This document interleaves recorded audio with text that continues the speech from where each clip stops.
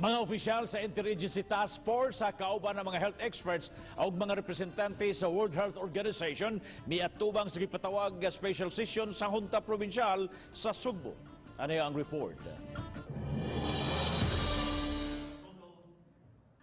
Lakip sa mitambong si Health Secretary Francisco Duque ang chairperson sa IATF, Cabinet Secretary Carlo Nograles ang co-chair, Secretary Carlito Galvez, kauban ang opisyal sa DILG ug mga health experts.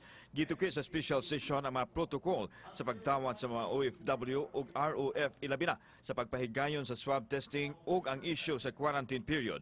Unang gipresentar sa IATF ang basihan nganong gikinahanglan ang pagpatuman sa hiniusa o uniform protocol aron maprotehian ang nasud gikan sa dakong hulga sa pagkuyanap sa Delta variant.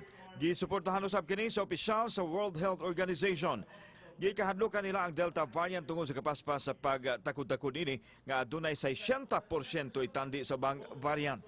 Gibarugan sa team sa IATF ang pag-swab sa mga arriving passengers gikan sa international flights sa ikapito na kaadlaw ug ang 14 kaadlaw nga quarantine period sa mga hotel.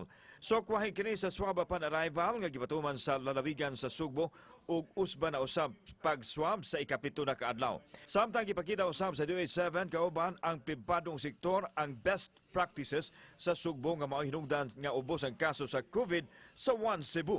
Usa lang kini sa natuki sa special session sa Junta Provincial. Gipadayang ni Duque nga bukas ang IATF sa mga rekomendasyon sa Provincial Board. Samtang nagpasalamat si Governor Juan Garcia sa pagpatalinghog sa mga IATF official sa Tigum.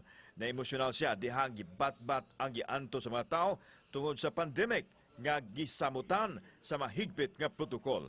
Kauban si Cleofer Lumayag, ako si Alan Domingo.